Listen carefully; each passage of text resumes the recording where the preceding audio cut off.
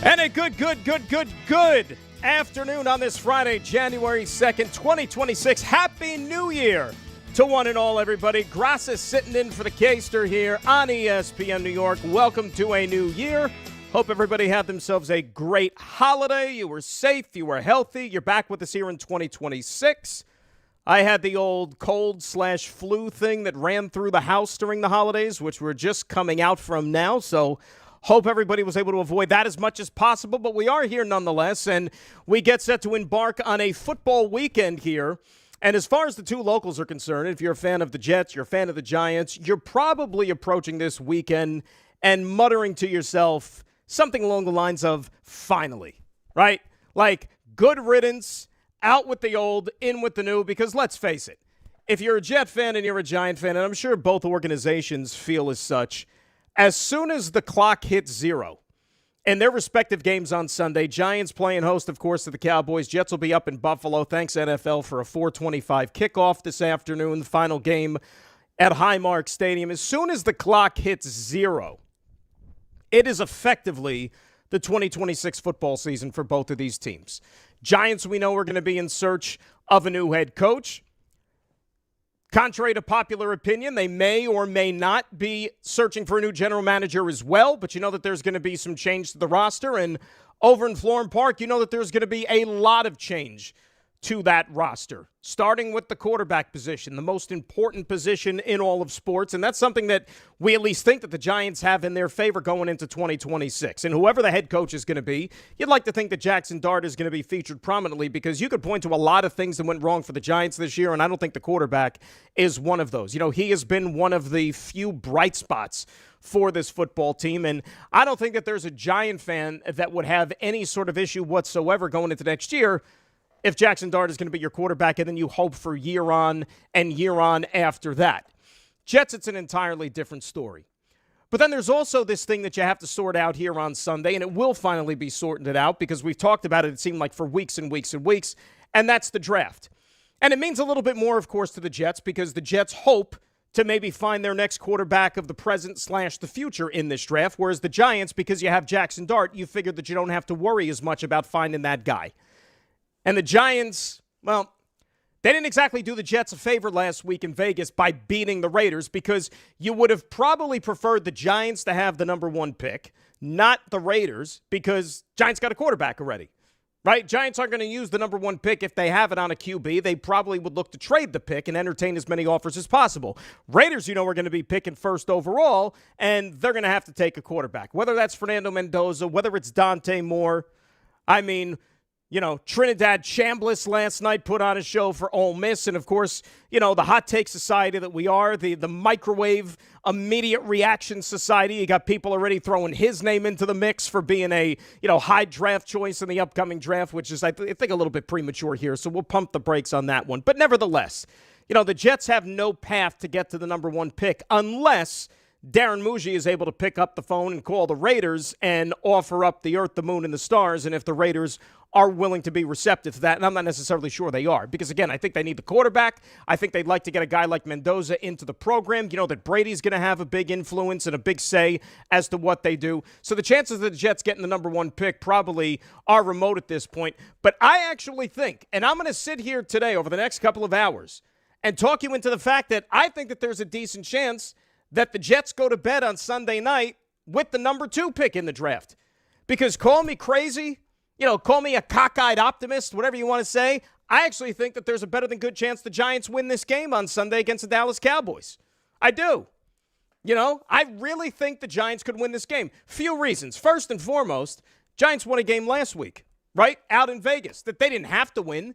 Right, Giants could have had a path to the number one pick, but you know what? They went out there and they proved that we are not going to lower ourselves to where the Raiders are, where they're in full tank mode, and we're putting guys on IR that are capable of playing, that just practiced the week before. We are actually going to go out there and give it the old college try to win a football game, and they did that. Okay, so the Giants are in no way, shape, or form in pack-it-in mode. That's number one. Number two, the Cowboys, despite the fact that Brian Schottenheimer has said this week that our guys are going to play, we're going to play to win the game, he's slowly but surely kind of backtracked off of that and changed his wording over the last couple of days. Dak is going to play, but we're going to be smart with it. And even Dak, when he met the media the other day, kind of let you know that there's no way he's playing 4 quarters. And I think a lot of other regulars for the Dallas Cowboys that maybe are banged up are not going to be playing 4 quarters. That's number 2. And number 3, let's face facts here. Put yourself in Mike Kafka's shoes right now, right? And any other assistant coach that is on that Giants coaching staff. Unfortunately, as is the way the business works, there's a better than good chance that you're not going to be back with the football team next year.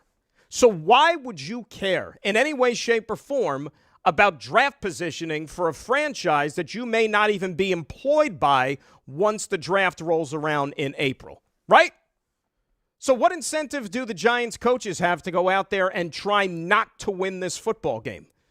It makes no sense whatsoever. If I'm Mike Kafka, I'm going out there and I'm going to try to coach the best game that I've ever coached or am humanly capable of coaching in that body of his, along with all the other assistant coaches, whether it's Charlie Bullen, the defensive coordinator, trying to prove that, he has a shot to be a defensive coordinator on somebody's staff next year.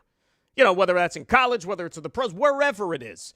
But, go out there and call the best game you ever called in your life. I don't care that Dak Prescott might not play for 4 quarters. Doesn't matter who the Cowboys have out there at quarterback. Go out there and set the sack record for crying out loud. Unleash Abdul Carter. All these giant defenders that, unfortunately, it seems like the same flu bug and everything that's been running over North America is running through the Giants' locker room this past week. So you got guys that haven't even been on the practice field. You hope that they could play on Sunday. But nevertheless, go out there and try to win this football game. The resume, the tape, all those things also play into consideration for the coaches in addition to just the players. Let the coaches go out there and prove to some other organization out there that, yeah, we went out there and we approached this season like we were in it to win it to the very end, even if we knew that we weren't coming back. Right? There's nothing wrong with that. So add all those factors together. I think the Giants got a shot at winning this football game on Sunday. Therein lies the fact that if that happens, well, Giants move past the Jets. And then all the Jets have to do when they take the field in Buffalo at 4:25 on Sunday is, well, to put it mildly, Jets just have to go out there and basically do the same thing they've been doing for the past month. Simple as that. And I'm sure that the guys that they put out on that field are going to try like hell to win the game. And they're going to go out there and, try to put a good showing on tape for either their place on the roster next year or somebody else's roster or somebody else's practice squad. But, let's face facts. What is this Jets team that they're going to be putting out on the field on Sunday? Really and truly. What's this team that they've been putting out on the field for the last month? Are they capable of beating the Buffalo Bills? And I know that Josh Allen's not going to play for 4 quarters, right? He's dealing with a little bit of a foot. I was watching Sean McDermott earlier today, and he basically said that, Josh is going to be limited today, but he should be good to go for the game. But he's not playing 4 quarters. But the Bills are going to be wearing the old red throwback helmets. It's going to be the final game ever at Highmark Stadium. You're going to have all former Bills dignitaries of the past. They're going to be on hand for that game. It's going to be a big celebration and a party in Western New York. Hell, you might even have some snow falling from the sky to cap off the festivities. I don't think the Bills want to lose the game.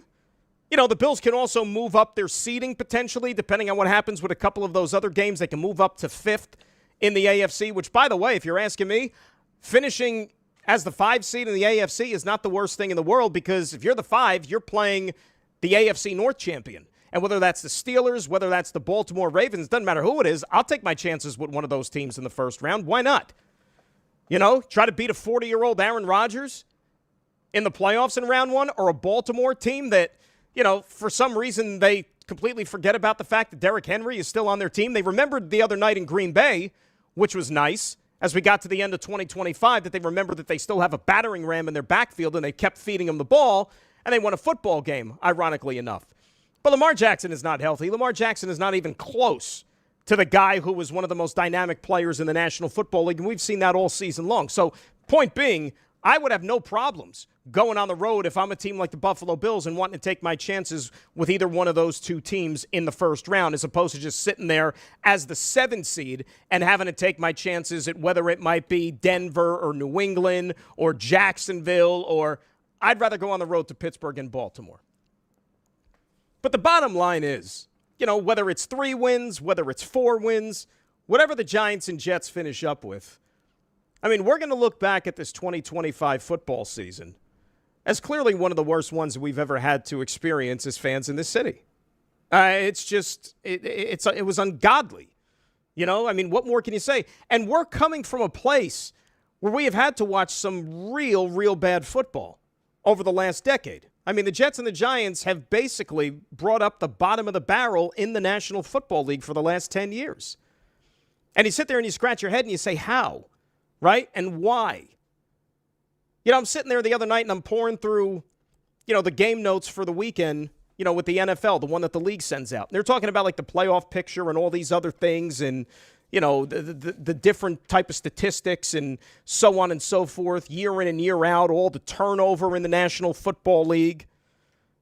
5 teams, for example, have already qualified for the playoffs after missing the postseason last year. Since 1990, we're talking 36 consecutive seasons, at least 4 teams every year have qualified for the playoffs that didn't make it the year before. Carolina can even join that mix if they win, of course, on Saturday, so you could have 6 teams. Like all this different turnover. You got teams that go from last to first. The Chicago Bears were in last place in the NFC North for the last 3 years, for crying out loud. They win their division. Same thing with the New England Patriots, right? 49ers, I know that they had a lot of stuff going on. They finished in last place. The Carolina Panthers finished in last place. These teams can win division titles. We're not sitting here asking for a division title, right? I mean, we're just sitting here asking for competitive football late in the season. How about sitting at the table on Thanksgiving with your friends, your loved ones, your neighbors, people maybe that just might wander in off the street, whoever it might be, and having a genuine football conversation about meaningful games that need to be played in this town from now until the end of the season? Is that too much to ask? Is it? Because it's not to the 30 other teams in the NFL, but it just seems like in this city, they can't figure it out. And I know that it wears on the fan base. It has to. And then when you sit there and you see the situation with the Giants, and look, whatever's going to happen on Sunday happens. But you're going to be in the market again for a new head coach. That's not the way you want to begin your offseason as a fan. You don't want to have to go through this carousel again. But then on the other hand with the Giants, you sit there and all the reports that you're hearing is that Joe Schoen is safe. And everybody that's kind of been having conversations with the New York Giants are led to believe that, yeah, Joe Schoen is going to be back. And he's going to be safe. And I'm not sitting here trying to kick anybody to the curb. And you don't want to see anybody out of a job. Lives are affected, families and all those things. But what has he done to justify coming back? Right? I mean, you know the numbers as well as I do. 6-27 the last 2 years. If you're running any sort of business, company, whatever it might be, and that's your output over a 2-year period, how do you wake up with the conclusion of, let's run it back? Let's run it back. I like the direction this program is heading. How do you think that? Right? How is that what you come up with when all is said and done? And it got me thinking. Remember Jerry Reese? And I know that Jerry Reese towards the end had his flaws as a general manager, and he was on the job a long time running the New York Giants. But Jerry Reese won 2 Super Bowls as the GM. Right? That 2007 draft, he knocked it out of the park, which helped them win that Super Bowl in 2007 and then have a lot of good years, of course, to follow, win another championship a few years later. But Jerry Reese was shown the door a year after he had an 11-5 season with the Giants in 2016. And I know the next year was a disaster and, they wanted a clean house and maybe it had run its course. I get it. But this is the same organization. And the last time I checked, it's still the same people making the decisions. So how do you rewind about 10 years ago and say that Jerry Reese, with all the success that he had, 2 Super Bowls, had an 11-5 season the year before you kicked him out of the building, and then what criteria necessarily has Joe Schoen shown you that he deserves another run at this thing? With another opportunity to start fresh with a new head coach whose visions may or may not be aligned.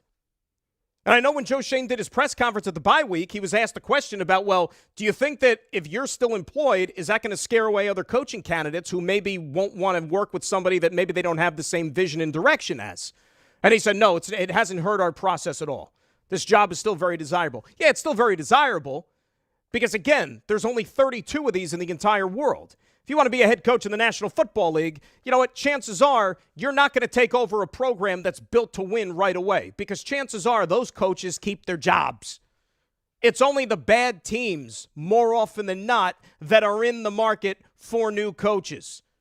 Or else why the hell would you want to go fire your coach if you're a winning program? Unless the coach walks away on his own, which has happened, or retires, or rides off into the sunset, whatever it might be. And this isn't an exercise, guys, talking about if Jerry Reese was wronged when they showed him the door a decade ago.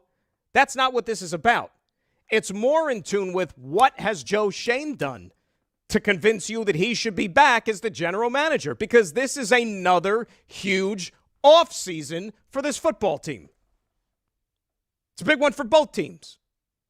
And it seems like, unfortunately, we've been going through this process, it seems like every couple of years in this town. And not a lot of happy Sundays to show for it, really and truly. We'll do a lot of football today, as you would expect. You're going to get some good games this weekend. Look, we'll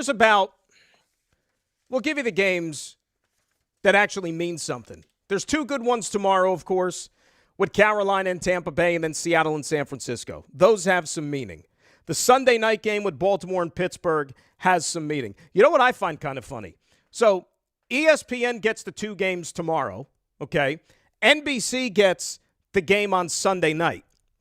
CBS and Fox got a big old lump of coal in their stocking for Week 18. And then I'm seeing these commercials every 2 seconds on television with Jason Kelce in like a room with padded walls or something in some, scientist laboratory for the NFL Sunday ticket. And he's all excited because you can order the Sunday ticket for Week 18 for $5 if you don't have it already. It's not even worth $5. All the games that mean something, right? You're getting them for free anyways. They're on ESPN tomorrow, and it's on NBC on Sunday night. All the other games on CBS and on Fox on Sunday, you really have to love football to watch. They mean nothing. Unless you get excited about a team that needs to win a division or something like that, which we kind of know is going to happen anyways. But $5, I mean, I understand, like the NFL thinks that they're doing you a favor. They should be giving that to you for free for Week 18. The NFL's got enough money to begin with. They print money. And they're going to try to milk $5 from everybody to watch horrible football on CBS and Fox. And we imagine somebody who lives in, North Dakota this weekend, but is an NFL fan. And he's thinking about $5 and he's looking at these slate of games. Giants, Cowboys. Jets, Bills. Where do I sign? Here's my $5. Why would they pay for that? Right? I don't know if they still do it because I don't get the Sunday ticket anymore because, now that it's on YouTube, there's no point in me paying for it because I do the Jets and I'm not even really home on Sundays. But I remember back in the day, they used to give you the Sunday ticket for free for Week 1, like a free preview for people that didn't know what it was, I guess, and, try to entice them into buying a subscription or something like that. But if they did it then, why don't they do it now for Week 18? Like, it's a bunch of garbage that you're getting on Sunday afternoon. The only games that matter you're getting for free anyways. You might as well just throw your fans a bone, the ones that bend over hand and fist and buy all the merchandise and travel to all the events and the tickets and the ratings through the roof. Give them some free. I mean, these are glorified preseason games on Sunday, are they not? They're glorified preseason games. Look at some of the quarterbacks and some of the guys that are going to be on the field on Sunday, and they want you to pay $5 for this? No thanks. Jets Bills $425, by the way. Pre-game $225. All right, 800-919-3776. That is a telephone number. We'll do a lot of football today, as you would expect. Let's say hi to our good buddy Artie in Brooklyn, who's starting us off here on ESPN New York. Art, Happy New Year, my friend. How are you? Happy New Year. I watched more college football yesterday than I did like the last 5 years. Just to see who was our quarterback. I wonder why, Art. I'm analyzing Mendoza's stride. heck am I doing? You're sitting there. You forgot Art, to mention the most important game on Sunday. That's what I'm saying. Like, you're sitting there, and every other Jet fan in America is watching those games yesterday like they're Mel Kiper Jr., like you said, with the clipboard, and you're analyzing everything between Mendoza, Dante Moore, even Trinidad Chambliss, anybody, to see if they could come in and save the franchise. Here's what I want to know, okay? Yeah. If it's so true that Aaron Glenn's job is on the line next year, right? Why the heck would he take one of these guys? Why would he take one? Because there's no way, I don't care who it is, there's no way any of those guys are going to perform any better than Mac Jones. And I know you're not crazy about Mac Jones. The whole difference is that he's got experience. You know what I'm saying? Like, he's potentially not going to be better than maybe like Mendoza and Moore and even Simpson. The potential is there. But that's the mistake. Is that if you don't have confidence in Glenn right now from what he's seen, and you're going to fire him because he wins 4 games next year, right? Then fire him now. Has he shown you anything that he could be the right guy? I mean, when you're making comments, like you picture Bill Parcells saying, hey, you know what? They ran really well out leaving the field. What the flip is that, dude? That we don't have any blocked field goals. I mean, this is so coach height all over again. And I'm praying that he's the right guy. He talked like Tomlin for the whole preseason. I love that he went and he looked the part. But then when it came down to crunch time, he was coach height. That's what he was. So, Art, here's what it was. Art, here's what it was. And I thank you for the call as always. Obviously, the wins-losses record is nothing to write home about.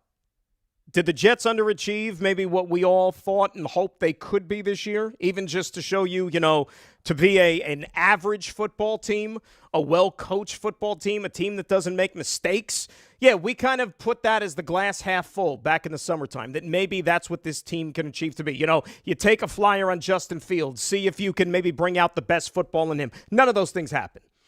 All right, none of those things happened. They got out of the gates 0-7, and then once they were 0-7, they basically lit a torch to it, right?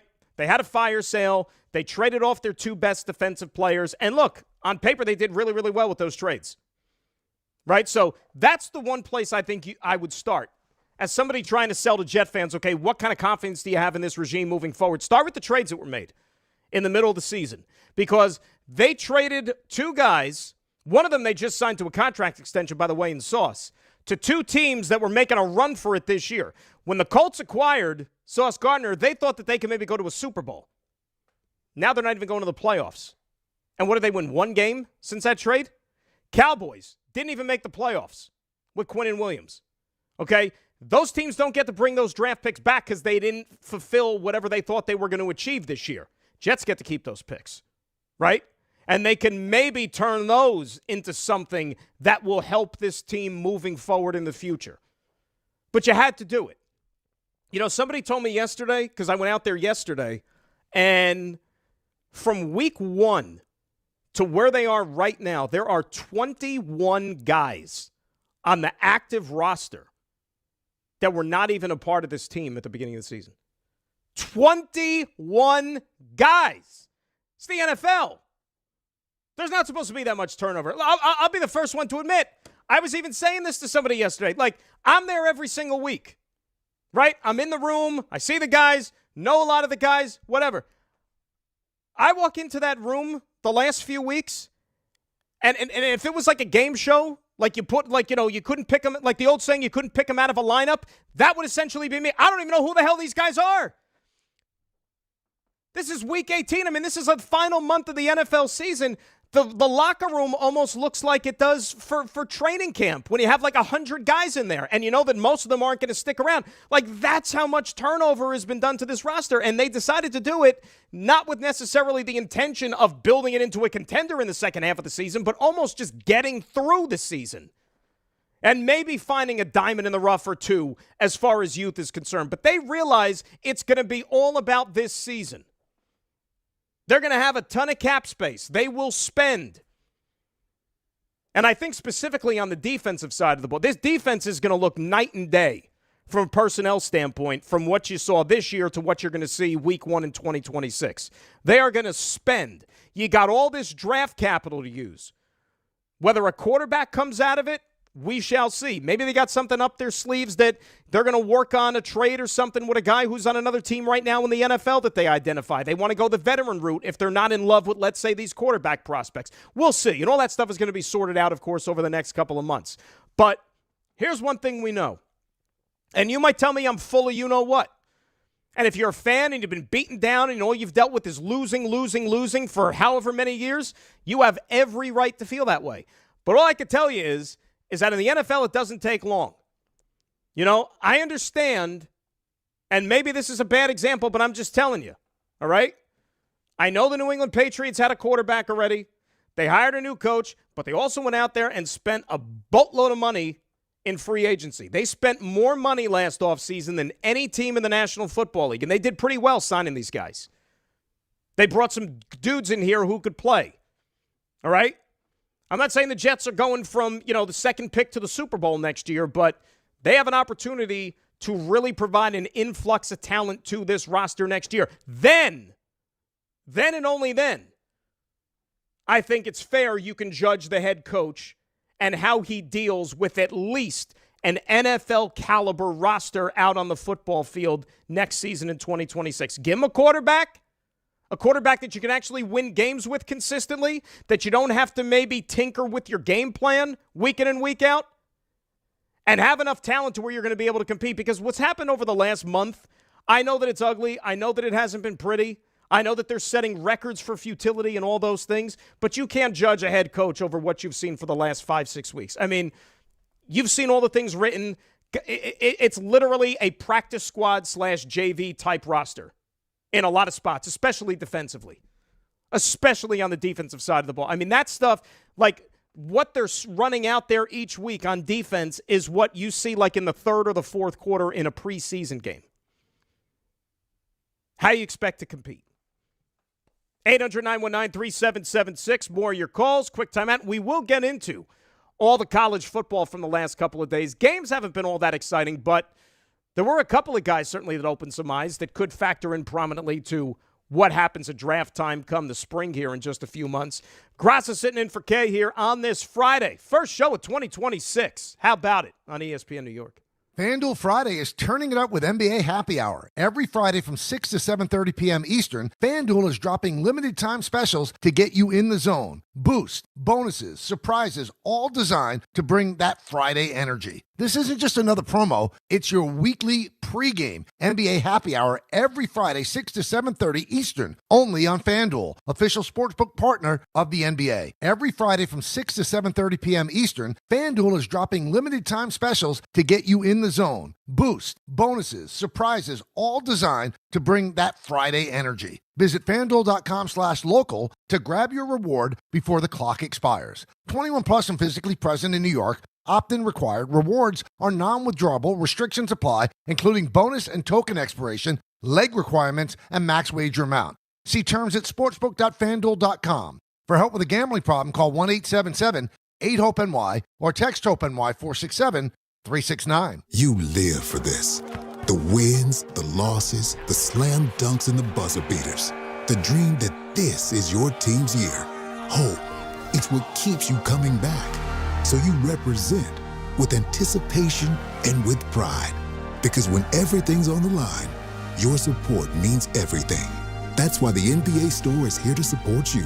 Check out the largest selection of official NBA gear at NBAstore.com. A Fanatics experience.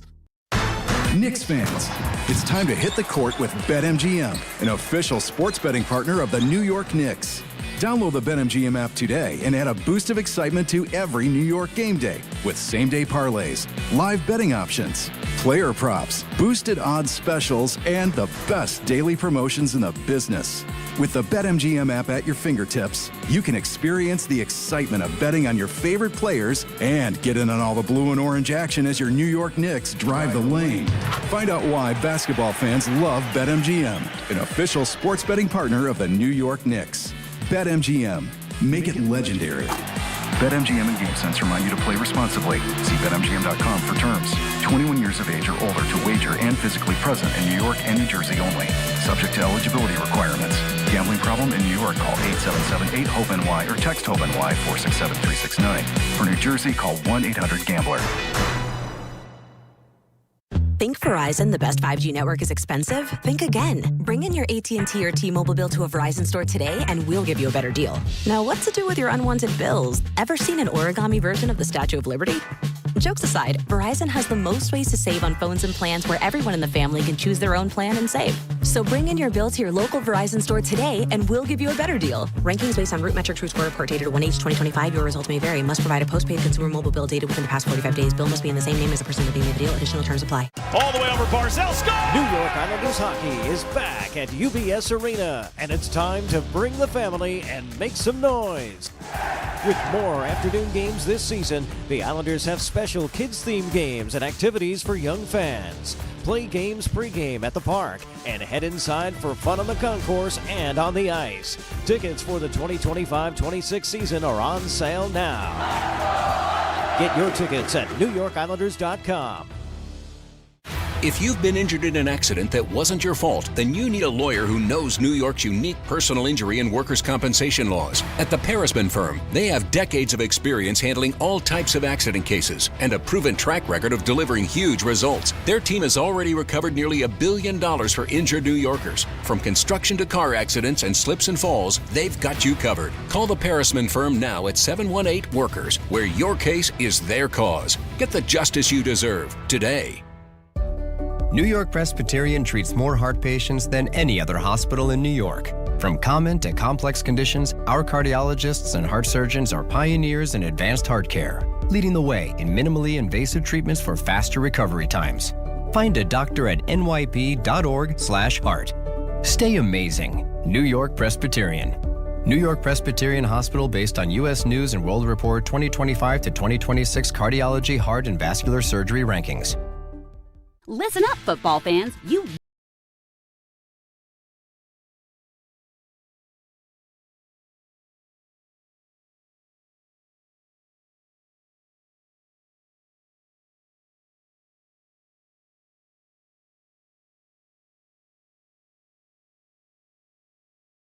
never ordinary at Bet365. Gambling problem? Call 1-800-GAMBLER. 21 plus only. Must be physically located in New Jersey. T&Cs apply. In-app only. Hey, fans! Welcome back to Fansville's Cheers and Tears. Oh. Okay, so like everybody deals with losing, right? To a rival on a last-second field goal. Whatever, it's fine. I'm totally fine. But I cope with losing with an ice-cold Dr. Pepper. Those 23 flavors are like so delicious. They totally wash away the pain of your college football team taking a big fat L. College football. It's a pepper thing. It's your last chance to get Disney Plus, Hulu, and the ESPN app for one incredible price. With the ESPN app, you can watch some of football's biggest postseason games, including epic bowl matchups, the College Football Playoff, and NFL Wild Card and Divisional Playoff games.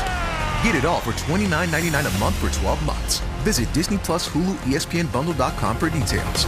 Ad-supported plan auto-renews at regular price. Currently $35.99 a month. Subject to change unless canceled. Ends January 5th, 2026. Terms apply.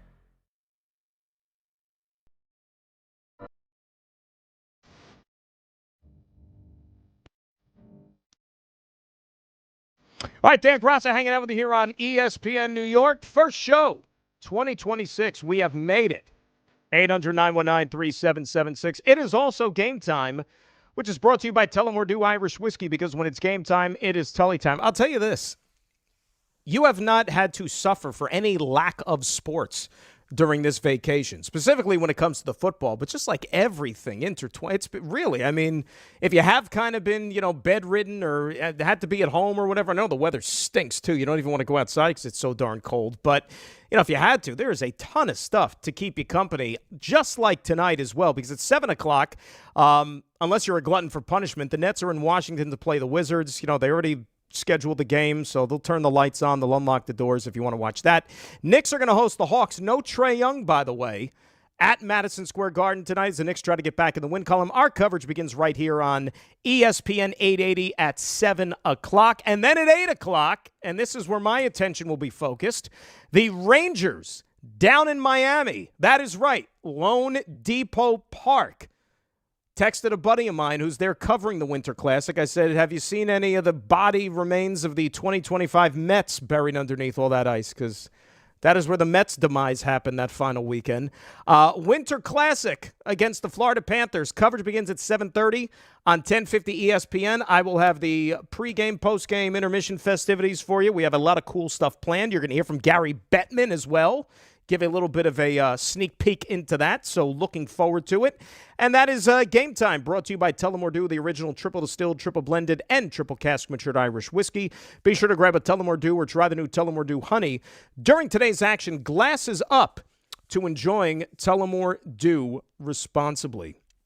So the Rangers tonight, and real quick, and I don't want to go off on a hockey tangent too much here, but I was just talking to Ray during the break. So they officially unveiled the Olympic rosters today. And a couple Rangers made Team USA, of course, with Vinny Trocheck and JT Miller. Adam Fox inexplicably was left off, which does not make any – you can't tell me. The guy's one of the top 5 defensemen in the NHL, regardless of nationality, when he's right. I mean, I don't know how you sit there and say that he's not qualified to be on Team USA, but whatever. But then also with Team USA, and I understand this guy's maybe not a household name to hockey fans, but Dallas Stars have a guy by the name of Jason Robertson. And Jason Robertson in 2025, from Jan 1 to December 31st, the calendar year, no American scored more goals or had more points than Jason Robertson, and he did not get a call for Team USA. Like, what is the thought process then? I mean, are they trying to win? You're just like picking guys that you like, that you have a relationship with? Because otherwise, I thought you're getting on the plane, you're going over there to Milan, you're living in the Olympic Village and whatnot because you're actually trying to win a medal, right? You pick the guys that help you win games. And, how do you have the leading American scorer in the NHL for the last 12 months and he's not on the team? But whatever, there's, smarter people than me, I guess, behind these decisions. Anyway, we're talking football at 800-919-3776. Let us say hi to Vinny in Staten Island. He's up next here on ESPN New York. Vin, Happy New Year. How are you? Dan, how are you doing, buddy? How are you? How's everything? Happy New Year. Same to you, Vin. Things are good. All What's right, going on? Dan, they have to get rid of Aaron Glenn. I mean, it's just going to be the same thing next year. It's going to be a crap show. It's going to be the same thing next year. What the Jets need to do, sign 2 veteran quarterbacks. My choices would be Jameis Winston and Kyle Trask. You bring them both in there. With the number 3 pick, you pick the receiver out of Ohio State to complement Garrett Wilson. You pick a quarterback with the other first-round pick, and you sign Kyle Pitts in free agency. You got something right there. The Jets got to start thinking out of the box. They are not going to develop Dante Moore. They're not going to get Mendoza. You go get Jameis Winston and Kyle Trask, you'll be fine at quarterback. Number 1 pick, number 3 pick, wide receiver, then you get a quarterback, and then you go from there. All right, that's my plan for the Jets, but they don't think that way. Kyle Trask is ready to be a star in this league. Trust me. All he needs is a chance. And if he can't do it, Jameis Winston's right there. He will win you football games. All right, that's all I got to say. Dan, have a happy New Year, and I love your show. I love you. I love your show. You're the best. Vin, I love you. Thank you very much. Here's what I'll say, and I say this actually comes from a place of genuine love. Okay, it's the new year. New approach, new attitude, good tidings, good spirits, all these things. I say this with peace and love. Vinny's got to get off this Kyle Trask thing because it's almost ruining his legacy as a caller. And Vinny's a good fan. He's a loyal fan, all these things, but he's got to get off the Kyle Trask thing. Like, we used to, laugh at his expense in the past because he would constantly be beating that drum, Kyle Trask. Kyle Trask is not even – I don't even think he's on an NFL roster this year. He might be on somebody's practice squad. I would not go down in flames as a caller on this radio station at the expense of Kyle Trask. If you want to have, a hot take on somebody who's actually established and say, I believe in this guy, okay, but, not Kyle Trask. Come on. Remember, in a league where teams will do anything to win, and the quarterback play this year, they have gone through, I mean, think about some of the guys who are playing and starting games right now in the NFL. Like the guy in Kansas City down to the third string. None of these teams have taken a flyer on Kyle Trask. You got to get over the Kyle Trask thing. Here's where I will agree with Vinny. I actually think the Jets should take a page from the Giants' approach this past year when it comes to the quarterback, meaning 2 veterans and a rookie, like Vinny just said. It can't be Jameis Winston. Jameis Winston is under contract with the Giants for another year. So unless the Giants cut him, right, which I don't think is going to happen because Jameis is a good soldier. You know, he can still obviously play a game or two here and there. I don't think Jameis Winston's going to be free, but I do think the Jets need to sign 2 veteran quarterbacks and then draft the guy, because I'll say this, and right now we don't know where they're going to be picking. In all probability, I'm going to say they're picking 2 or they're picking 3. Assume Fernando Mendoza goes to the Raiders at number 1. If Dante Moore is sitting there at number 2, you take him. But Dante Moore is not a guy that is a plug-and-play week 1 starter. He's not. So that means he comes in, he learns, he gets as much experience as possible, and then you turn the season over to those 2 veterans to begin the year. And about Aaron Glenn, look, the jury is still out.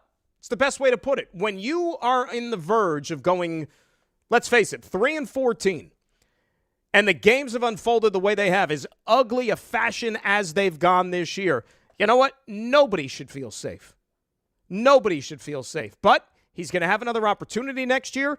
On paper, he's going to take a better roster with him in all probability into next season than he did going into this season. And if he doesn't win next year, well, then you could be looking at another change. You know, I don't ever want to put these 2 people in the same sentence. But I will say, just keeping it real with you, that I'm old enough to remember the Kotite debacle, those 2 years. And the first year was kind of eerily similar in the sense that in 1995, the Jets went 3-13 with Kotite. But that year, they stripped the roster down for the most part. And they were essentially rebuilding. And they went 3-13. And if you remember, going into 1996, that offseason, they won the offseason, right? They drafted Keyshawn Johnson first overall. They spent like drunken sailors in free agency. Neil O'Donnell at quarterback, just coming off the Super Bowl from the Steelers, even though he threw 2 interceptions. But Jumbo Elliott, David Williams, 2 bookend tackles, Jeff Graham, starting wide receiver. I mean, several other guys. Like, they spent a lot of money to where going into the season, you looked at that team on paper and said, okay, they're going to be a little bit better. And they were even worse. So my point is, never say never, but just because you go out there and spend doesn't mean that it's going to win you games on Sundays when ultimately that's what it all comes about. Kyle Trask, by the way, is currently the emergency 3rd-string quarterback for the Atlanta Falcons. And remember, they're down a quarterback already in Michael Penix, right? So think about that. Like, he didn't even, find himself even getting up even a little bit closer to playing even without Penix. That's not good. Not good. 800-919-3776. More of your football conversation. Remember, we're rolling until 3 o'clock today. Then it's going to be Ty Butler and Jake Assman hanging out with you here on ESPN New York. From the regular season to the Super Bowl, ESPN New York is your destination for football. We've got crazy fans. If the Giants somehow beat the Cowboys, I'm going to take a dump on your head. You can feel good because you're a damn football team. Expert analysis. Marcus Spears joins us now, ESPN NFL analyst Damian Woody. Mel Kiper Jr. The Hall of Famer Steve Young. He's kind of our resident general manager, Louis Riddick. We got Mike Tannenbaum right now. And all your fantasy and wagering needs. This is ESPN New York. We are football. Knicks fans, it's time to hit the court with BetMGM, an official sports betting partner of the New York Knicks. Download the BetMGM app today and add a boost of excitement to every New York game day with same-day parlays, live betting options, player props, boosted odds specials, and the best daily promotions in the business. With the BetMGM app at your fingertips, you can experience the excitement of betting on your favorite players and get in on all the blue and orange action as your New York Knicks drive the lane. Find out why basketball fans love BetMGM, an official sports betting partner of the New York Knicks. BetMGM. Make it legendary. BetMGM and GameSense remind you to play responsibly. See BetMGM.com for terms. 21 years of age or older to wager and physically present in New York and New Jersey only. Subject to eligibility requirements. Gambling problem in New York? Call 877-8-HOPE-NY or text HOPE-NY 467-369. For New Jersey, call 1-800-GAMBLER.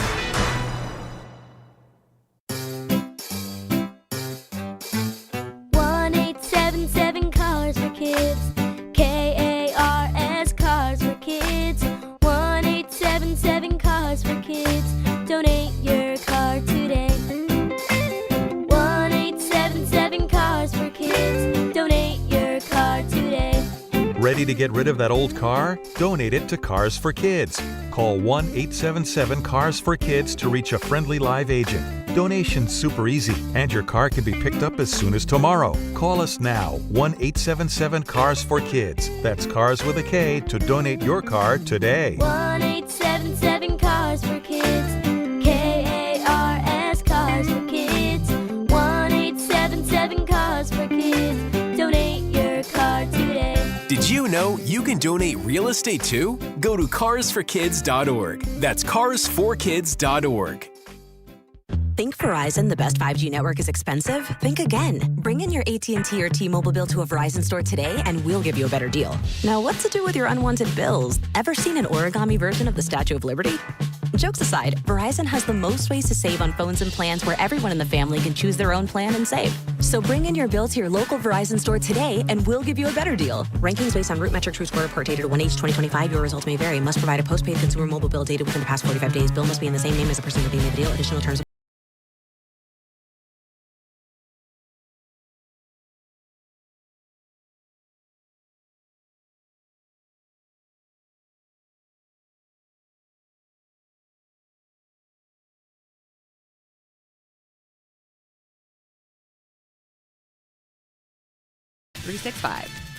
Gambling problem? Call 1-800-GAMBLER. 21 plus only. Must be physically located in New Jersey. T&Cs apply. Hey, fans! Welcome back to Fansville's Cheers and Tears. Oh. Okay, so like everybody deals with losing, right? To a rival on a last-second field goal. Whatever, it's fine. I'm totally fine. But I cope with losing with an ice-cold Dr. Pepper. Those 23 flavors are like so delicious. They totally wash away the pain of your college football team taking a big fat L. College football, it's a pepper thing. It's your last chance to get Disney Plus, Hulu, and the ESPN app for one incredible price. With the ESPN app, you can watch some of football's biggest postseason games, including epic bowl matchups, the College Football Playoff, and NFL Wild Card and Divisional Playoff games. Get it all for $29.99 a month for 12 months. Visit Disney Plus Hulu ESPNBundle.com for details. Ad-supported plan auto-renews at regular price. Currently $35.99 a month. Subject to change unless canceled. Ends January 5th, 2026. Terms apply. You live for this. The wins, the losses, the slam dunks, and the buzzer beaters. The dream that this is your team's year. Hope. It's what keeps you coming back. So you represent with anticipation and with pride. Because when everything's on the line, your support means everything. That's why the NBA Store is here to support you. Check out the largest selection of official NBA gear at NBAstore.com. A Fanatics experience.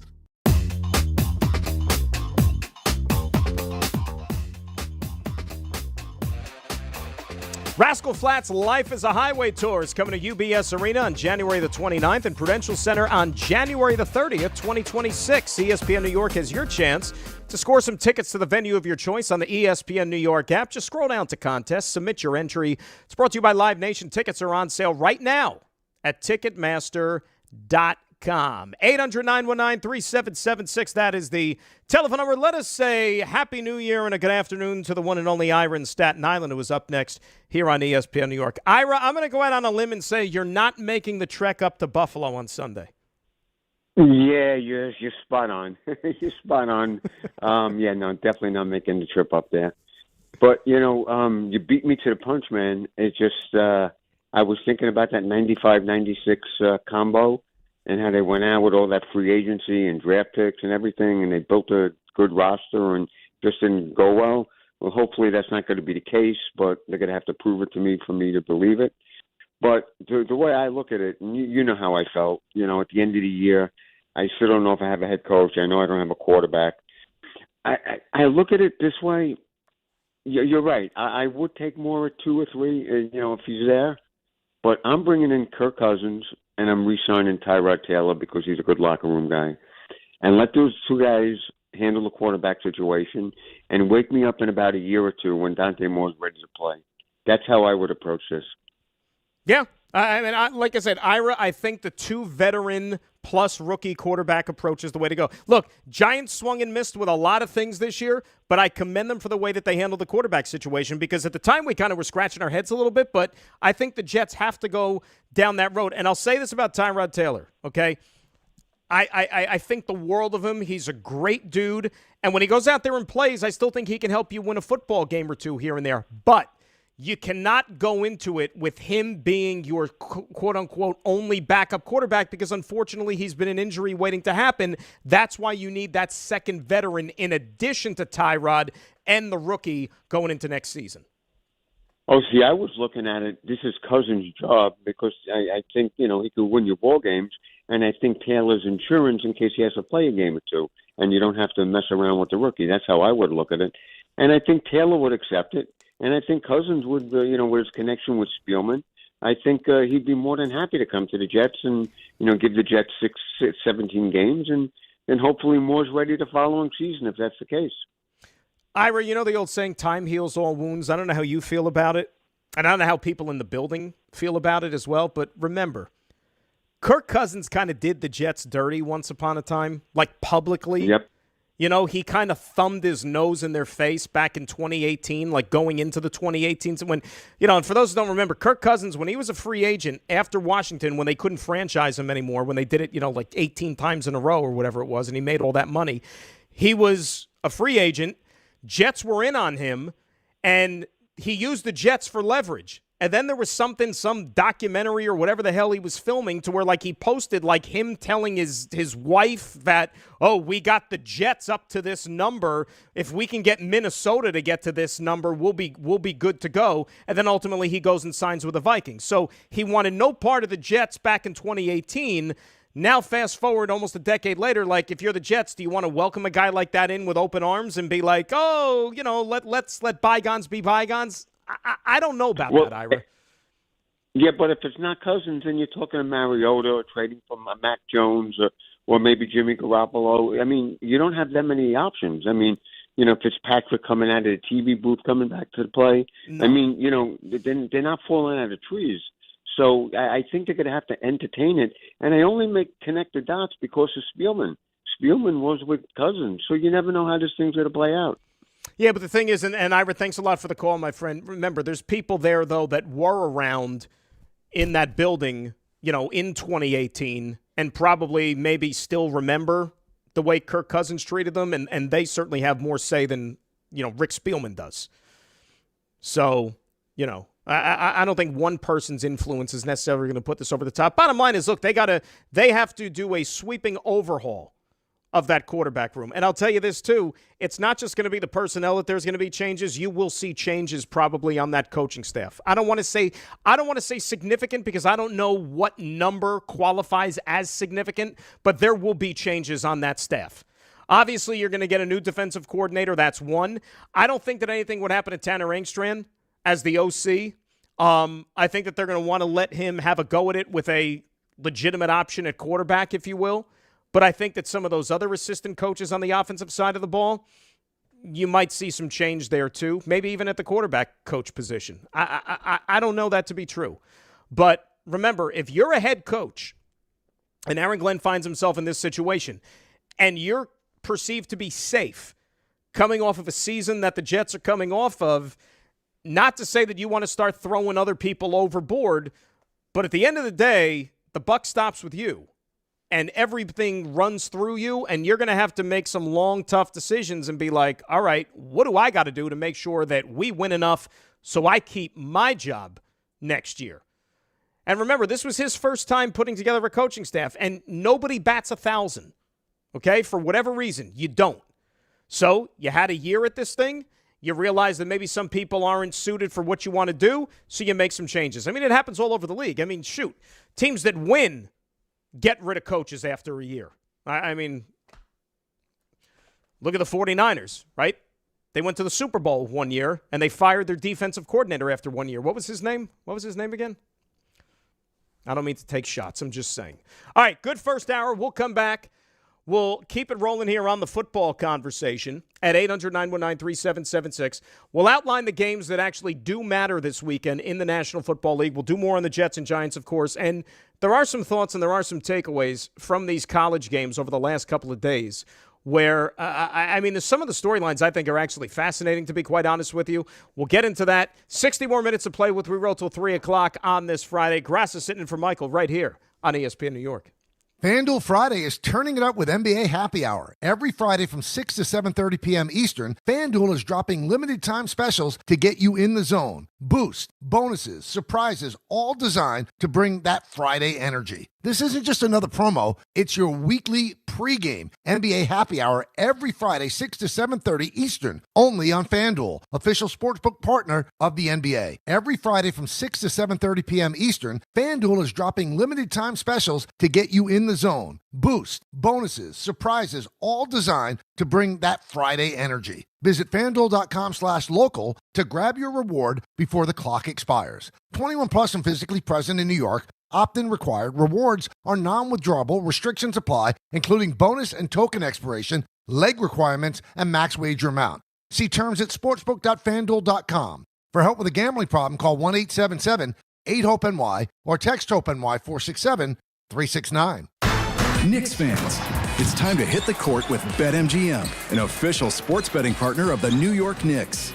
Download the BetMGM app today and add a boost of excitement to every New York game day with same-day parlays, live betting options, player props, boosted odds specials, and the best daily promotions in the business. With the BetMGM app at your fingertips, you can experience the excitement of betting on your favorite players and get in on all the blue and orange action as your New York Knicks drive the lane. Find out why basketball fans love BetMGM, an official sports betting partner of the New York Knicks. BetMGM. Make it legendary. BetMGM and GameSense remind you to play responsibly. See BetMGM.com for terms. 21 years of age or older to wager and physically present in New York and New Jersey only. Subject to eligibility requirements. Gambling problem in New York? Call 877-8-HOPE-NY or text HOPE-NY 467-369. For New Jersey, call 1-800-GAMBLER. Think Verizon, the best 5G network, is expensive? Think again. Bring in your AT&T or T-Mobile bill to a Verizon store today and we'll give you a better deal. Now, what to do with your unwanted bills? Ever seen an origami version of the Statue of Liberty? Jokes aside, Verizon has the most ways to save on phones and plans where everyone in the family can choose their own plan and save. So bring in your bill to your local Verizon store today and we'll give you a better deal. Rankings based on root metric true score report dated 1H2025. Your results may vary. Must provide a postpaid consumer mobile bill dated within the past 45 days. Bill must be in the same name as the person redeeming the deal. Additional terms apply. Ox Spine at New York Presbyterian is always in pursuit of a better way to heal the spine. We're getting more people moving again with minimally invasive, non-surgical, and surgical treatments with innovative solutions for every back and spine condition and your unique needs. Expert spine care is available now across New York City and Westchester. Find a doctor at nyp.org/oxspine. Stay amazing. New York Presbyterian. Finding great candidates to hire can be like, well, trying to find a needle in a haystack. Sure, you can post your job to some job board, but then all you can do is hope the right person comes along, which is why you should try ZipRecruiter for free at ZipRecruiter.com/ESPN. ZipRecruiter doesn't depend on candidates finding you. It finds them for you. Its powerful technology identifies people with the right experience and actively invites them to apply to your job. You get qualified candidates fast. So while other companies might deliver a lot of hay, ZipRecruiter finds you what you're looking for.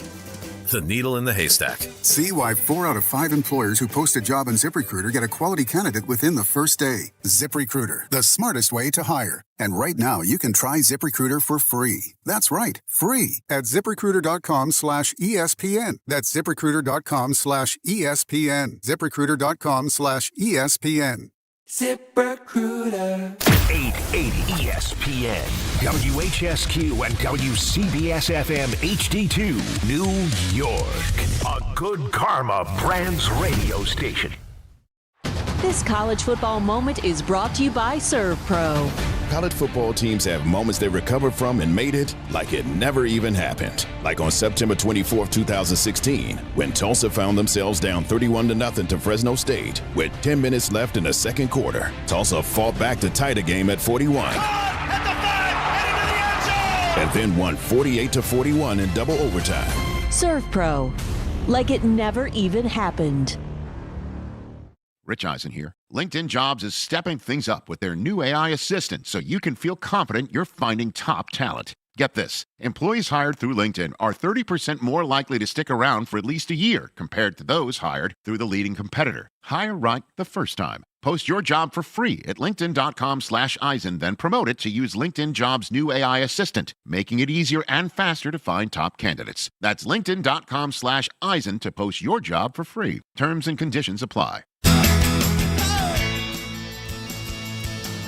All right, hour number 2 on this Friday. Grassa sitting in for the K-Stir at 800-919-3776. That is the telephone number. We're taking it right up until 3 o'clock. Then it'll be Ty and Jake taking it right up until Knicks basketball. Knicks and the Hawks coming up tonight with a 7 o'clock pregame from MSG on 880. Rangers-Panthers Winter Classic 2026. Apparently you got some of the players after going through the practice and the skate yesterday taking shots at the quality of the ice down there in Miami. So we'll see how it plays. I mean, that's one of the things that you're going to have to contend with any sort of these outdoor games, especially in a warm weather climate like you have in Miami. The roof is going to be open at Lone Depot Park. So our coverage begins at 7:30 over on 1050 if you're looking for Rangers and Panthers tonight in the Winter Classic 2026. Shout out for the NHL, by the way, for playing this game tonight. I actually like it because obviously, with the 3 college football playoff games yesterday, they probably didn't want to interfere or, make a fan choose between one or the other. So I like the fact that the league kind of punted it till Friday night. You have the whole Friday to yourself. So anybody that wants to tune into that will be able to do so tonight. As far as the college games are concerned over the last couple of days. Now, the games themselves weren't all that spectacular aside from last. I mean, last night was just crazy with Ole Miss and Georgia. But the other ones were pretty much one-way traffic. And, on New Year's Eve, give a lot of credit to Miami. Remember, there were a lot of people back earlier in December that when the selection committee got together and put Miami in and Alabama in over Notre Dame, people were screaming bloody murder. But, look, Miami deserved to be there. They beat Notre Dame head-to-head. That should count for something. And a good job by Mario Cristobal, for getting that team to the point where they are now, 2 wins away from another national championship, playing bully ball and punching Ohio State in the mouth. And let's face it, they beat them up at the line of scrimmage on both sides of the football. And Ohio State, they kind of exposed themselves a little bit as a fraud football team. They really and truly did, because this year, whenever – and look, Ohio State still might be pound for pound the most talented team in the country, but they're not going to have a national championship to show for it. And hell, they're not even going to be part of the Final Four, because whenever Ohio State went up against like a real good talented defense this year with some athletes, they didn't score. They couldn't function, whether it was Miami, whether it was the Indiana game in the Big Ten championship, even when they played Texas earlier this year. The best was never brought out of that offense. So they got what they deserved. And Miami, the thing you like about Miami, even I'm not the biggest Carson Beck fan, but the thing you like about Miami is the way that he built that team, like I said, almost from like the inside out. Like they are very, very strong in the trenches. The right tackle, Francis Mauigoa from Miami, who is the brother of the Jet rookie linebacker Kiko Mauigoa, he's going to be, in all probability, a high first-round pick, maybe even in the top 10. He's super solid at that right tackle position. So they're going to be a tough out here in this game coming up next week against Ole Miss. It's going to be a real fun matchup. As far as Alabama was concerned yesterday, I mean, anybody that's watched college football, throughout their lives, did you ever think that the day would come that you would be sitting there watching Indiana, okay, once and always a basketball school? The Indiana who, I don't care if Indiana goes and wins a national championship this year, next year, and the year after. If they have a dynasty, win 3 in a row, they will always be a basketball school. Always will be. But if you ever thought in your lifetime that you would live long enough to see Indiana smack Alabama around on the Rose Bowl field, no less, on New Year's Day, I mean, I couldn't believe what I was watching. But, Alabama's been that team, and, we made all the jokes and everything about Notre Dame and the playoff and whatnot. The gripe was with Alabama. Not even so much Miami. I mean, anybody that knows anything realized, Miami beat Notre Dame head-to-head. Okay, they deserve it. But it was the inclusion of Alabama over Notre Dame. And Alabama proved that, they were just kind of Alabama by name. This was not anything close to these Nick Saban caliber Alabama teams. And it hasn't been like that for a couple of years. And they got exposed in a big way yesterday. Indiana did to Alabama yesterday what Alabama did to so many teams for, a decade that Nick Saban was there. And it's refreshing that you have these teams and full credit to Curt Cignetti and what he's done. I mean, I don't know if sports fans, and I understand that here in New York, college football is not necessarily like the top of the heap. Okay, we pay attention to it and talk about it like when it warrants it, playoff time, bowl time, all that stuff. But I don't know if fans even across the country really and truly understand the magnitude of what Curt Cignetti has done in just 2 years with Indiana. Like I said, that will always be a basketball school. Always. Okay? Not that they haven't had some good teams. I mean, Tom Allen had that good year, for example, like I think it was during the COVID season, but still, but never like this. I mean, they're 2 wins away from a national championship. They have beaten up the likes of Alabama, Ohio State. They went into Autzen Stadium in Eugene, Oregon, and beat Oregon earlier this year. Now they're going to play him again in the playoff. They got the Heisman freaking trophy winner in Fernando Mendoza, the guy who's probably going to be the number 1 pick in the draft. Like, it's incredible what this guy has done in just 2 years. We're not talking about like a 10-year build, I mean, I know that it was a different world and a different landscape in college football, but, what Frank Beamer built decades ago at Virginia Tech was pretty special. Bill Snyder, what he did at Kansas State. I mean, you can even friggin' say, Greg Schiano Part 1 at Rutgers, getting them into the top 10 in 2006, what he got that program to be from where they were, but nothing like this. Nothing like this, where you're the undefeated number 1 ranked team in the country and right now the betting favorite to be national champions. It's awesome. I mean, like, if this was pro sports, they'd be sitting there, till the cows come home talking about the job that this guy did. It's, if Aaron Glenn or somebody, whoever gets this Jets program turned around, it's going to feel like that. It's going to feel that unbelievable. Once you see what that program was to what it is now and playing at the level it is, it's really cool to watch. And, the Oregon game yesterday against Texas Tech, Dante Moore went out there and, look, Texas Tech was a really, really good defense. But Oregon just, at the end of the day, they wore them down. Even though the score wasn't as lopsided on the board as maybe you would have thought. Oregon was on the field offensively the whole day. I think they had something like 50 plays in the first half. So eventually Texas Tech's defense was going to wear down, and that's ultimately what happened because Tech's offense did nothing yesterday. Nothing. And Dante Moore showed you the ability. He made some throws. He has some of those off-platform, off-angle type throws where he could release the football, but he doesn't have as much experience as, let's say, a Fernando Mendoza. And that's why I don't think Moore is going to be a plug-and-play day 1 starter in the NFL for whoever it is, but guy's got ability. He's got a ton of talent, and absolutely you take him with the number 2 pick in the draft. The question that's going to become with these quarterbacks is, if you're the Raiders, and we're just assuming that they're going to be the number 1 pick, right? The Raiders have done some screwy things over the years, and we know that, especially when Al Davis was there, they had a different way of evaluating players compared to others. You know, they looked at a guy and, like, just fell in love with the attributes, whether it was the speed, like Darius Hayward-Bay, you know, taking him in the top 10, and you're like, huh? You know, we saw what happened with him. You know, Jamarcus Russell, number 1 overall at quarterback, and we know how much of a disaster that turned out to be. Fernando Mendoza is deemed to be the safe pick. Like we've been saying, you know, people have been telling me for the last 2 months that out of all these quarterbacks, the thing about Mendoza is they think that he will be the one to get the most out of his ability. Maybe not the highest ceiling, but the highest floor. And that's why he's the safer pick. But are the Raiders going to maybe bypass that and do something Raiderish and look at a guy and maybe take the guy with the higher ceiling, and that could be Dante Moore potentially. And so then Fernando Mendoza could be sitting there if you're picking second, whoever that might be. A lot's going to play out between now and the draft, but you know, these are all options, but nevertheless, Mendoza, Moore Mendoza.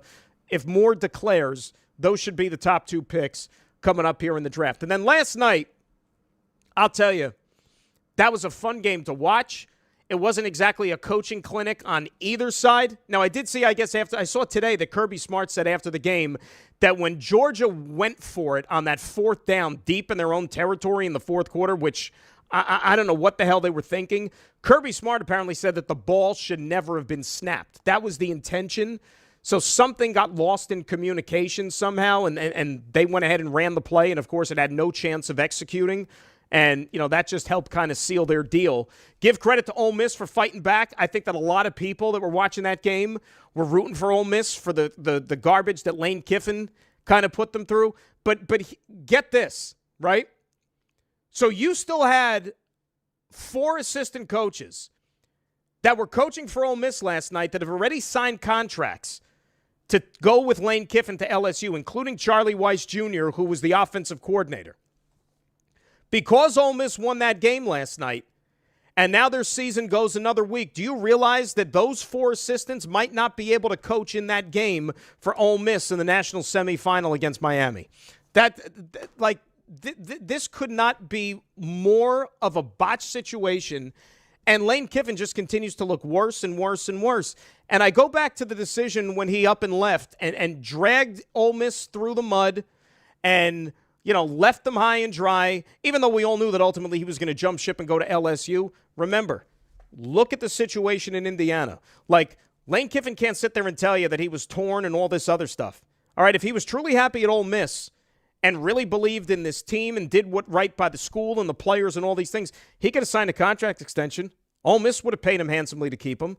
Okay? You don't think that people were coming after Kurt Cignetti midway through the season in Indiana this year for the job that he was doing? And guess what Kurt Cignetti did? He stayed with Indiana. He was loyal to the program, loyal to the team he built, loyal to the kids that actually committed to him, especially in this transient nature of college sports where guys, do you know today the transfer portal is open?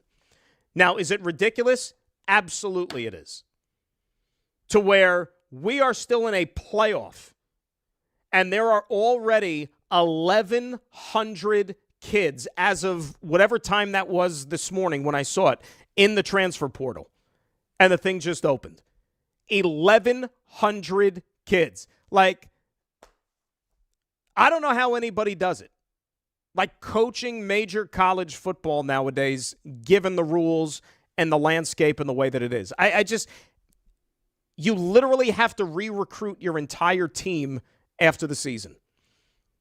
Forget about like building a program for guys that, 2 years, 3 years. I mean, it's like you basically have just a team full of 1-year commitments.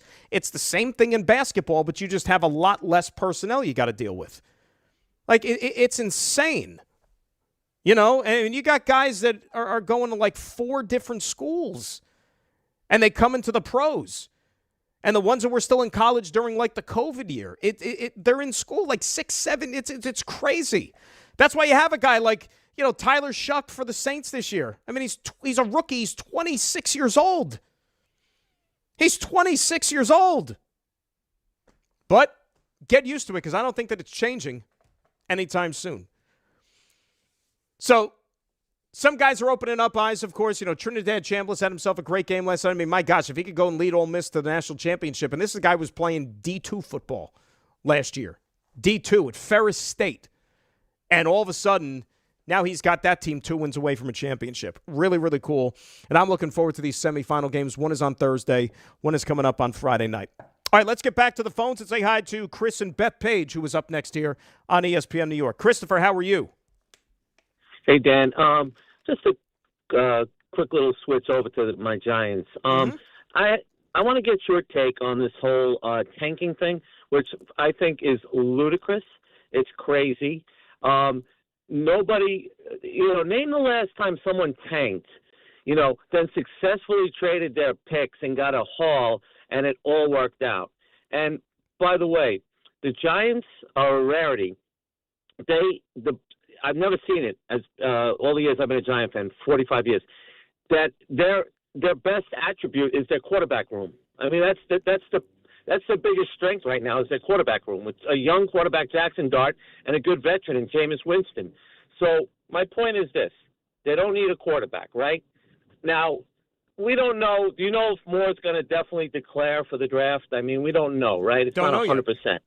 Right. So let's just say, for whatever argument's sake, he does. So now the Giants go out and beat the Cowboys, and they slip to whatever, 5th or 6th or whatever, okay?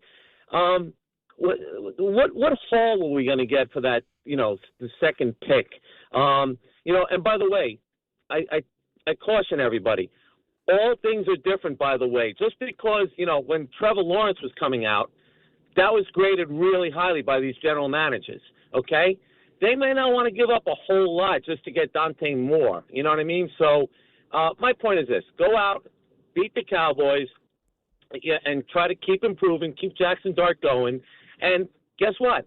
There's going to be a really good player, no matter where the Giants pick. Even if they pick 7th, there's 2 really good wide receivers. There's the 2 kids, great players from Ohio State. And there's a good offensive tackle, Fano, all needs that the Giants have. So, I don't know. What's your take on tanking? Well, I mean, tanking, I'm not necessarily an advocate of it, Chris, and thanks for the phone call. I mean, we've talked about it a lot, but the Giants find themselves in a unique situation because they've, for lack of a better term, they have a quarterback already, right? I mean, the only reason nowadays in the NFL that you move heaven and earth to move up the draft board is to get a quarterback. Giants don't have to do that. They have that luxury of going into next season. I mean, shoot, if you're a Giant fan, you want Jackson Dart to be the guy for the next 10 years. And right now, look, I can't sit here and give you an honest reason as to something that would maybe deter you from thinking that. Now, I'm not going to sit here and also tell you that he's guaranteed to be that guy. He's only got less than a year's sample size, but he's shown you enough things to where he can play winning football. If he's coached right and you put some talent around him, the guy's actually got ability. And the NFL game is not too big for him. He's shown you that he can go out there and play winning ball. So I'd be excited about his progression and what he does in the years to come. The tanking thing goes out the window for the Giants because they went out there and they already won last week in Vegas. And the difference is that,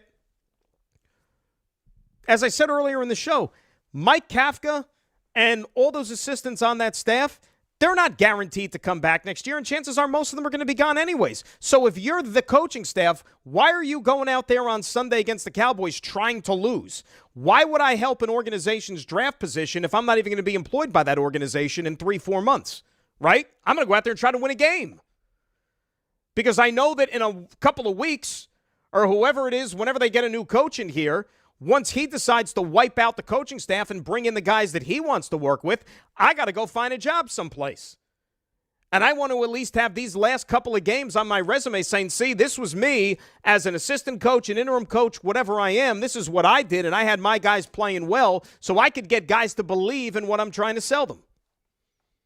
I don't think tanking is an option anymore for the Giants. I mean, I think they made that plain as day for the way that they go out there and play the Raiders last week. 800-919-3776, telephone number. Andrew in Long Island up next here on ESPN New York. What's up, Andrew? How are you? Hey, Dan. How are you? Happy New Year. Same to you, Andrew. What's up? Thank you. Listen, with the Giants, I wanted to say, I don't see them beating the Cowboys because they haven't beaten them in 5 years, and Dak hasn't lost to them since 2016. And but they're not going to play the whole game, though. Andrew, remember, Dak and the starters for the Cowboys are not going to play the whole game. Yeah, but still, that's not saying much when it comes to the Giants. But, this year, I know Michael K. asks the question a lot to guests on his show. What's the incentive for a coach to come to the Giants, right? And, of course, Dart, of course, is one of them. And also the Giants, they don't have much in salary cap space. This year, 17.5, but they can free up another 25.7, which they should do. But for next year in 2027, they have $112 million, and then $238 million in 28. So a lot of incentive for a coach to come. And I think they're going to lock in at the second pick. And if they do, they got to go with Khalib Downs. You always got to go with the best pick you got at that value, whoever it is, even if they're not looking at that area. But they need this in this area, the defense, the Giants. And Khalib Downs, he takes 906 snaps on free safety, 48 snaps on cornerback, and in the slot, 562 snaps. In the box, 838 snaps. And line of scrimmage, 66 snaps. This guy's a leader. He'll be the next captain on the team. It's needed because they're going to release Okirky to free up $25 million for this year. And I think the Giants go with that on that pick. Khalib Downs is the best pick, I think, at number 2 for them. And then they can go for either a receiver in the next pick still, a wide receiver 2, or a linebacker. A good linebacker is pretty much available still. Andrew, thanks for the phone call. Caleb Downs, by the way, is who you're talking to, not Khalib. But nevertheless, look, it's first of all, and I understand they haven't done a lot of winning in recent years. You're still the New York freaking Giants. You know? You're the New York Giants. There's only 32 of these jobs, so I don't care who you are. If you're asking the question to anybody, what makes the job desirable, there's only 32 of these in the world. That's it. You know, I mean, not for nothing. Does somebody wake up one morning and say, oh, I want to be the head coach of the Jacksonville Jaguars? Unless you maybe grew up in Jacksonville, other than that. But Liam Cohen, he's doing all right down there, right? And oh, by the way, let's not forget. And this is something that pertains to the Giants potentially. Liam Cohen, when he was being courted by the Jacksonville Jaguars last offseason, and they were getting closer to getting the job done, he basically got cold feet, so it was perceived, and then walked away and said he wasn't interested. And what was happening behind the scenes is that he basically said, I'm not working with the general manager that you got in place. I'm not taking the job if he's still here. And what happened? Jacksonville went out there, they bagged the general manager, they hired the kid, and then Liam Cohen agreed to take the job, and the rest is history. They're going to win a division this week. Point is, you got the Joe Schoen situation hanging over the head of whatever coaching candidate's going to be out there for the Giants. What happens if some candidate, whoever that might be, decides to come in and tell, well, he's not going to tell it to Joe Schoen, but if he tells John Mara and Steve Tisch, I don't want to work with this guy, well, guess what? If they want the coach that bad, then they're going to show Joe Schoen the door. Not that they might not decide to do that already, given the fact that his resume doesn't exactly scream that's somebody that you want to roll forward with. So this stuff all has to play itself out. And, again, it's amazing what good coaching can do. Because, I understand that, like, we treat these quarterbacks, these young quarterbacks with kid gloves. Like, they're almost in like a laboratory and you have to like nurture them and grow them, make sure that they get enough light and water and, you're building something from the ground up. It has to be the perfect situation. Hey, Drake May's head coach was fired after 1 year. That didn't hurt his development. Year 2, they brought in a whole new system. Now, granted, it's a system and it's a coach that knows a thing or two about winning. And I'm not talking about Vrabel. I'm talking about Josh McDaniels, who worked with the greatest of all time. All right? And Drake May is having an MVP season. Caleb Williams, all right? There was a lot of things that were erratic about his game, questioning whether or not he should have even been the number 1 pick in the draft. He had an inept coaching staff last year that they blew out midway through the season. They hire Ben Johnson. He comes in, new system, year number 2, Chicago's division champions.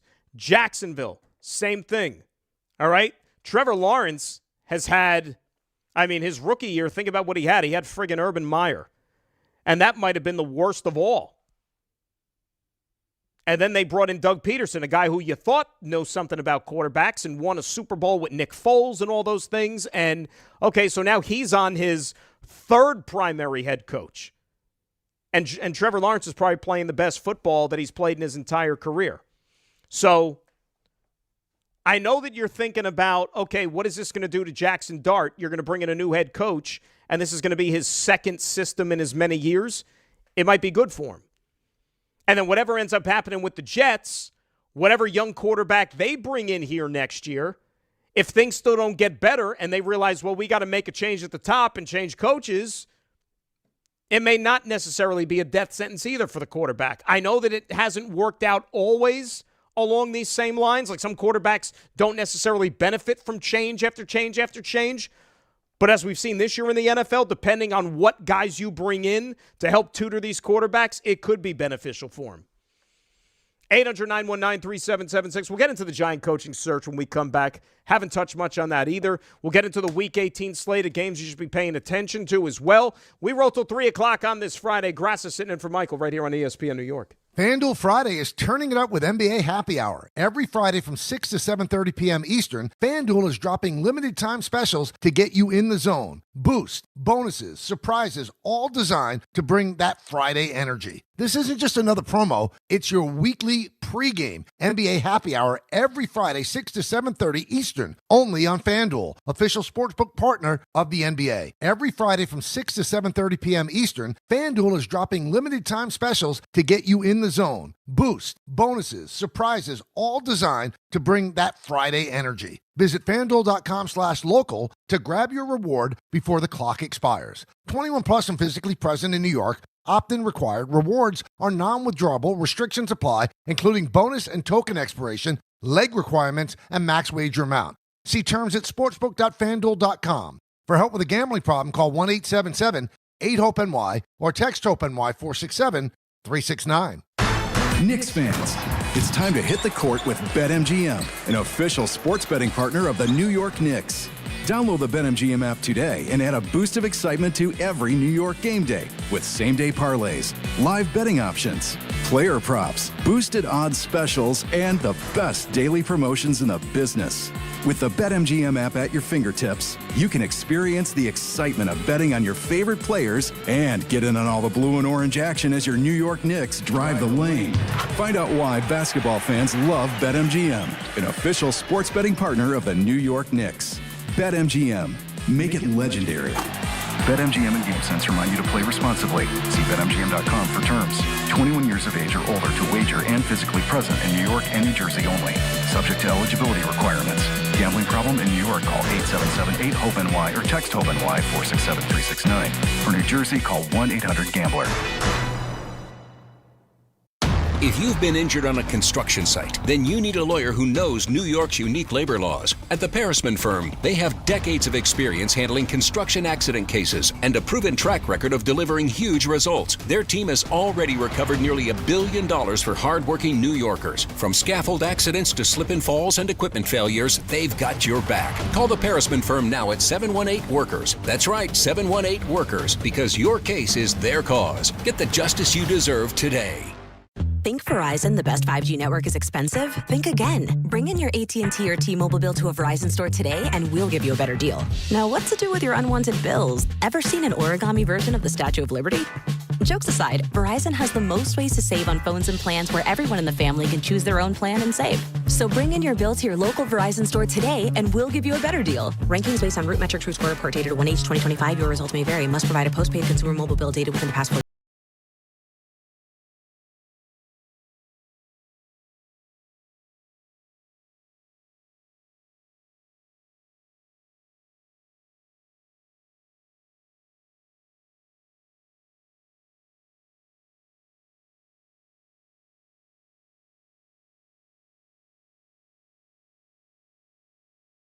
Ordinary at Bet365. Gambling problem? Call 1-800-GAMBLER. 21 plus only. Must be physically located in New Jersey. T&Cs apply. In-app only. Listen up, New York. It's football season, and you should be out there enjoying every play, every tailgate, every moment. But if you're dealing with neck pain, back pain, joint pain, or sciatica, even getting off the couch can feel like a challenge. That's where Dr. J. Shaw at Sandwell Pain comes in. He's one of New Jersey's top pain specialists, Ivy League trained, double board certified, and dedicated to getting you back in the game. Here's the difference. No surgery, no scars, no long recovery, no pain medication. Just precise, non-surgical, image-guided procedures that get real results. Dr. Shaw treats everything from neck pain, back pain, migraines, nerve pain, and chronic joint pain. And he builds a custom game plan that's right for you. Same-day or next-day appointments are available with offices in Woodbridge, Livingston, and Inglewood. And yes, most major insurances are accepted. So don't let pain keep you on the sidelines this season. Go to SandwellPain.com to call, text, or book online. Relief is closer than you think, and it starts today.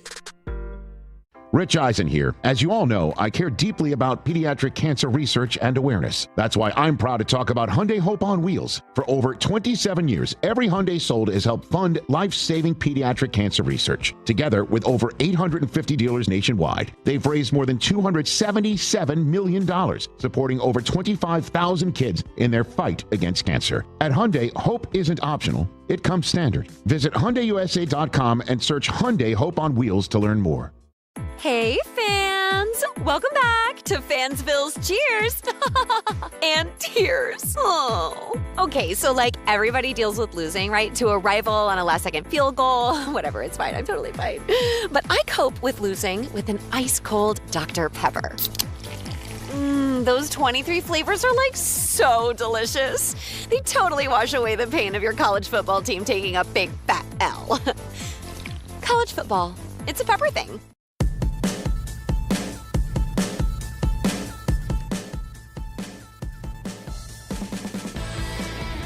All right, it's game time brought to you by Tullamore Dew Irish Whiskey, because when it's game time, it is Tully time. 7 o'clock, Nets in D.C. to take on the Wizards. 7:30, you got the Knickerbockers home to take on the Atlanta Hawks. Trae Young going to sit that one out for Atlanta. That, of course, at MSG. Coverage begins right here on ESPN 880 at 7 p.m. And then Winter Classic 2026 from Miami. Rangers, Panthers, Lone Depot Park. Our coverage will be over on 1050 ESPN, and that begins at 7:30 tonight. And that is Game Time, brought to you by Tullamore Dew, the original triple distilled, triple blended, and triple cask matured Irish whiskey. Be sure to grab a Tullamore Dew or try the new Tullamore Dew Honey. During today's action, glasses up to enjoying Tullamore Dew responsibly. 800-919-3776, the telephone number. Grass is sitting in for Michael here. We roll till 3 o'clock. Giant injury update, injured list for game 18 or game 17, whatever, on Sunday against the Cowboys. Cordell Flott, Javon Holland, Theo Johnson, Evan Neal, Rakeem Nunez-Roches, and Wan'Dale Robinson all out for the Giants this week. Jalen Hyatt questionable with an illness. So some of those other defensive players who were nursing some illness issues, they will be good to go. The Dexter Lawrences, the Abdul Carters, guys like that should be ready to rock and roll Sunday against the Cowboys. Question for the Giants, though, with Wan'Dale Robinson being ruled out, is have we seen the last of Wan'Dale Robinson in a Giant uniform? We know that he's a free agent at the end of the season. He's made himself, I think, a nice chunk of change, going over 1,000 yards this year with the revolving door at the quarterback position. I think the Giants would like to have him back, but I think that a lot of other teams would like to have Wan'Dale Robinson as well, because I know that for a small-ish kind of receiver, I think that he's done a nice job, certainly kind of progressing so far in his time in the league, and then having it all come together this season is good for him. But, we'll see what the rest of the NFL feels, and if somebody's going to give him enough money to think that he could be somebody you plop into their system and he's going to be successful and, help that offense productive, we'll see if the Giants get into a bidding war or not for Wan'Dale Robinson. So we shall see. As far as the big question in hand for the Giants, and that's going to be, head coach. And who's going to ultimately be the guy that they land on? Is it going to be a first-timer? Should it be a first-timer? Should it be somebody that has a little bit of experience when it comes to running a program previously? And I tend to lean in that category because when you've been down as long as the Giants have been, I do think it would help them to have somebody who has actually had a run at this thing before. And I know that there's a lot of folks out there that really seem to just thumb their nose at somebody like Mike McCarthy and think that that would be a bad hire and think that he's too old and think that the game has passed him by and, all these other things. And why didn't he, win more with Aaron Rodgers all those years? Why was it only one Super Bowl? He only won the one playoff game with the Dallas Cowboys. Why didn't he win more there? Well, first of all, as far as the Dallas situation is concerned, help me figure out in the last 30 years what other coach has gone down there and actually won with Jerry's team. So it's not like they were kicking other people to the curb who, had all these championship rings and were settling on guys like Mike McCarthy, and he just couldn't do what these other guys were accomplishing. So miss me with that one. And the Aaron Rodgers stuff and everything that happened in Green Bay all those years, yeah, okay, granted. With Rodgers playing at a high level, 4 MVPs, you only went to the one Super Bowl. Yeah, I totally get it. A couple of those MVPs weren't on McCarthy's watch either. Matt LaFleur had been there by then. But nevertheless, there were games that probably got away from him. That Seattle one in the NFC Championship game on the road where they had special teams blunders and all that other stuff. I don't know if you blame the quarterback or the head coach necessarily for that. But the bottom line is Mike McCarthy has won. And for a team like the New York Giants, and I'll throw the fans into this too, for a franchise that has not won for as long as the Giants have been down, how are you going to sit there and turn away and completely dismiss somebody whose resume is as consistently loaded with winning as Mike McCarthy's is? Let's narrow it down to even recent history and with the Dallas Cowboys. Mike McCarthy won double-digit games, won divisions with the Dallas Cowboys multiple times, right? And then the 2 seasons where he didn't necessarily have success with the Cowboys, Dak Prescott was hurt. But when he had his quarterback healthy, under center, making plays, all those things, he put a winning product out there on the field. You mean to tell me that if you're a Giant fan right now, you would scoff at winning the NFC East and winning a playoff game? Like suddenly you're too good for that? You want me to remind you of the record for the last 4 or 5 years? And a general manager who's gone 6-27 over the last 2 seasons, trying to keep his job, and all of a sudden winning a division, winning 11, 12 games suddenly is not good enough because it's got to be Super Bowl or bust? Okay, fine. Well, if that's not good enough for you, do you want to take a chance at some of these first-timers thinking that all of a sudden they're going to walk in here and just start adding to the Super Bowl collection in the trophy case? How do we know that Jeff Hafley is going to be the answer? Why? Because he's from New Jersey? Because he knows the exits on the Turnpike and the Parkway? That means he could coach football and he's going to be a good head coach running this football. Remember, everybody thought, and I'll put myself into this category, everybody thought that Brian Daboll was the answer. After the rousing success that he had in year number 1, where you won a playoff game with Daniel Jones, right? And then how did that work out the rest of the way? You want to take a run at Lou Anarumo, another guy, because he was a Giant assistant once upon a time, and, he put together game plans that stymied Patrick Mahomes when he was with the Bengals. That Colt defense is still going to be sitting at home watching the playoffs like the rest of us starting next week. You don't know that he's necessarily the answer either. You want to take a flyer on Chris Shula because the last name does it for you? And he's done a good job with the defenses with the Rams the last couple of years. And, he's on that quote-unquote McVay coaching tree. Anybody that comes into contact with Sean McVay is a genius. Look, all kidding aside, Chris Shula, football, his family is football. He grew up in it. So that's all he's known his entire life. But you don't know if he's going to be a good head coach. But here's what we do know when it comes to the Giants. Whoever they settle on, my opinion, you're at least going into this thing with the biggest obstacle, I would like to think, already out of the way, and that's the fact that you got a quarterback, right? You have Jackson Dart already. That's somebody you can build with, somebody that I think you can win with. That, to me, alone makes the job appealing. If we're going to get into all of this, is it appealing or not? Is it attractive or not? Where does the Giant job rank among some of the other openings? You know what? There's talent to work with there. And there's no right or wrong answer to this question either. Like, should it be a first-timer? Should it be somebody with experience? I think just in recent track record with the Giants, the fact that you have gone first-timers and the fact that these guys have not worked out, okay, you try it a little bit differently and you go with somebody who has previous head coaching experience. I know I'm dating myself, right? I am. But if you want to go back almost 30 years ago, think about what happened to the Giants in the 90s. At the time, Dan Reeves, when they had to dig out from the Ray Hanley mess for 2 years after Parcells left, all right, Dan Reeves was somebody who flamed out in Denver and didn't see eye to eye anymore with John Elway, and John Elway couldn't wait to get rid of him in Denver, right? Dan Reeves was a guy who was a quote-unquote, retread head coach or whatever, came in here, and he brought stability again back to this organization. Brought respect back to the organization. And his first year, boom, they were winners, right back into the playoffs, double-digit wins. I think he won Coach of the Year. And I know that it was a different world in the NFL, but things like that.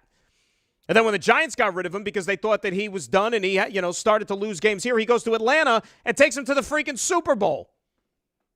Right? So sometimes it's weird how this game kind of unfolds. You have to find yourself in the perfect situation. Maybe this kind of all zeroes in back on a guy like McCarthy. I don't think McCarthy would be the worst hire in the world for this football team. Somebody who can walk into that door day one, who has run a program before, knows what the hell he's doing, get out of his way, and let him just coach the football team. Somebody who's been to the Super Bowl, somebody who's been to the playoffs, coached in many an important game. That's what this team needs right now.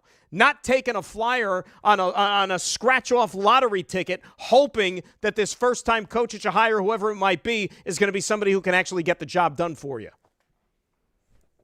Let's say hi to Tony in Connecticut, up next here on ESPN New York. Tony, how are you? Dan, how are you? Happy Tone, what's up? Listen, listen. You know me. This is going on year 46, and I'm hanging by a thread with the Jets now, season tickets, right? And I'm not one to be rash about this, but I'm seeing some cracks in the foundation that Aaron Glenn's trying to build here. And the reason I say that is, all along during the course of the season, he kept a lot of things within the locker room, and he didn't say. He kept the reporters, I don't want to say in the dark. I had no problem with it. He wants to keep things among the players. But then he comes out after the Patriot game and he announces to the public that he thought the effort wasn't there. Then he thinks about it. I guess it reflects poorly on the coaching staff, so he backtracks. I didn't like the comments from Jermaine Johnson, Breece Hall. It seems like he's starting to lose the locker room a little bit. That's one thing that concerns me. And the second thing that concerns me is I know we're getting outclassed from a talent perspective in the last 4 weeks. I get all of that, but we're getting out-schemed too. By the Dolphins, by the Patriots. Every time we play a team that has maybe brilliant is too strong of a word. No, Josh McDaniels is a brilliant offensive coordinator. These guys aren't even in position to make plays. Forget about that they don't have the talent to make plays. They're just getting out-schemed. And I want to be patient here, but I'm starting to lose some confidence. We have this thing set up now where we have a ton of draft picks, and we got to get this offseason correct. And I'm just concerned. I think Muji has done a good job with the trades and everything. He positioned us well, but I just don't know where we stand from a coaching perspective. And I'm not saying Woody Johnson should make the change this year. I'm just voicing some concern. And then on the caller who called in about the Giants, just one thing about tanking. Listen, if I'm the Giants and let's say and I knew I had the head coaching job for the next year, and I get it that Kafka doesn't, I'm going to go out and play all my third stringers. It's a meaningless Cowboy game. If you get the second pick in the draft and the teams behind you, especially the Jets, need a quarterback and they have all these draft picks to trade, I'm doing that. And I'm just going to tell the public, listen, we want to see some of this younger talent. And that's it. So I know that it's not related to the Jets. Well, it is tangentially. Those are my comments, Dan. And but Tone, here's the thing, and thanks for the phone call. That thinking might apply to the Giants if you had a coaching staff that was coming back next year. But these guys that are on the staff right now, they're not going to be here next year. God bless Mike Kafka. He's not going to be part of the staff next year. He's going to go out there and he's going to try to win a game. Remember, Mike Kafka tried like hell to get a win. Like last week, he finally got a win as an NFL head coach. Right? He don't care about tank. Like nobody should. Imagine wherever you work, whatever your line of work is. If you know you're not going to be with the company in a year or whatever, like why should you care as to what happens, let's say like right now, that's going to affect them, down the road when you're not going to be a part of the program any longer? You got to look out for yourself. You got to do what's best for yourself and worry about your future. Mike Kafka's trying to win games. He may not get another opportunity as an NFL head coach. And so, years from now when he goes on the internet or his, grandkids go on the internet and they go on, Pro Football Reference and look up Mike Kafka head coach, he'd rather have a number 2 next to the win column as opposed to a number 1. They're going to try to win that game, so he's going to put guys out on the field that are going to help him win the football game. And as far as like with the Jets stuff happened in the last couple of weeks and, the messaging and all that stuff, truth be told, all right, I'll let you, I'll take you in behind, you know what? I'll take a break. I'll come back, and we'll talk about that situation, about the comments after the game the other night, and I'll tell you exactly what I thought about it before the coach even took the podium after that game on Sunday. We're going until 3 o'clock, then it's going to be Ty and Jake taking it right up until Knicks basketball right here on ESPN New York. Knicks fans, it's time to hit the court with BetMGM, an official sports betting partner of the New York Knicks. Download the BetMGM app today and add a boost of excitement to every New York game day with same-day parlays, live betting options, player props, boosted odds specials, and the best daily promotions in the business. With the BetMGM app at your fingertips, you can experience the excitement of betting on your favorite players and get in on all the blue and orange action as your New York Knicks drive the lane. Find out why basketball fans love BetMGM, an official sports betting partner of the New York Knicks. BetMGM. Make it legendary. BetMGM and GameSense remind you to play responsibly. See BetMGM.com for terms. 21 years of age or older to wager and physically present in New York and New Jersey only. Subject to eligibility requirements. Gambling problem in New York? Call 877-8-HOPE-NY or text HOPE-NY 467-369. For New Jersey, call 1-800-GAMBLER. Presented by Robinhood. He crosses, spins, pulls up. With Robinhood Prediction Markets, buy or sell your predictions all game long. No house odds, just you versus the market. Put your sports IQ to work. Trade every shot, block, steal, run, and moment that shifts the game. With Robinhood Prediction Markets, trade every play. Visit Robinhood.com/predict to start trading. Futures and cleared swaps trading involves significant risk and is not appropriate for everyone. Event contracts are offered by Robinhood Derivatives LLC, a registered futures commission merchant and swap firm. Think Verizon, the best 5G network, is expensive? Think again. Bring in your AT&T or T-Mobile bill to a Verizon store today and we'll give you a better deal. Now, what to do with your unwanted bills? Ever seen an origami version of the Statue of Liberty? Jokes aside, Verizon has the most ways to save on phones and plans where everyone in the family can choose their own plan and save. So bring in your bill to your local Verizon store today and we'll give you a better deal. Rankings based on root metric true score report dated 1H2025. Your results may vary. Must provide a postpaid consumer mobile bill dated within the past 45 days. Bill must be in the same name as the person redeeming the deal. Additional terms apply. FanDuel Friday is turning it up with NBA Happy Hour every Friday from 6 to 7:30 p.m. FanDuel is dropping limited time specials to get you in the zone. You got boosts, bonuses, and some surprises, all designed to bring that Friday energy. This isn't just another promo, it's your weekly pregame. So when you're wrapping up the work week, the action is only just beginning with your NBA Happy Hour every Friday, 6 to 7:30 p.m., and it's only on FanDuel, official sportsbook partner of the NBA. FanDuel is dropping limited time specials to get you in the zone. You got boosts, bonuses, and some surprises, all designed to bring that Friday energy. Visit FanDuel.com/local to grab your reward before the clock expires. Must be 21 and older and physically present in New York. Opt-in required. Rewards are non-withdrawable. Restrictions do apply, including bonus and token expiration, leg requirements, and max wager amount. See terms at sportsbook.fanduel.com. For help with a gambling problem, call 1-877-8-HOPE-NY or text HOPE-NY at 467369. New York Presbyterian treats more heart patients than any other hospital in New York. From common to complex conditions, our cardiologists and heart surgeons are pioneers in advanced heart care, leading the way in minimally invasive treatments for faster recovery times. Find a doctor at nyp.org/heart. Stay amazing. New York Presbyterian.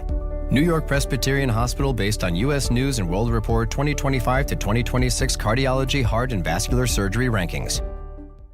My name is Whitney Allen. I am a widow. My husband, Ryan, died. We never thought in a million years we'd have to use life insurance. The unexpected happened. With Ethos, it is so fast and easy. It's 100% online. You can get a quote in seconds, apply in minutes, and get same-day coverage. No medical exams, and you can get up to $3 million worth of coverage through Ethos. Get your free quote at ethos.com/game. That's ETHOS.com/game. Time spent on application may vary. Online health questions required.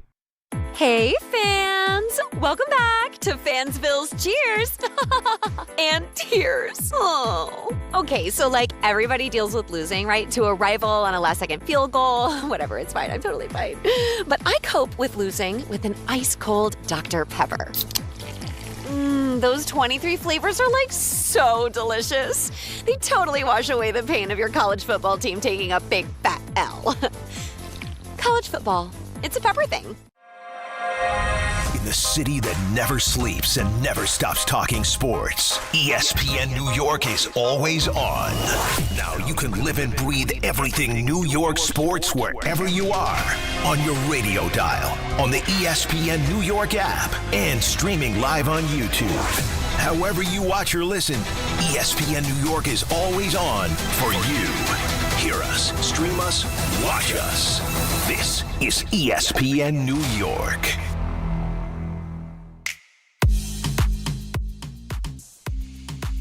All right, Grass is sitting in for Michael here on ESPN New York. A few more minutes, we'll hand things over to Jake and to Ty. See, here's the thing. That game was going on Sunday, and we're sitting there watching it, and look, obviously, it is what it is. New England scores the first 6 possessions. They score touchdowns. You're just like, what are you watching?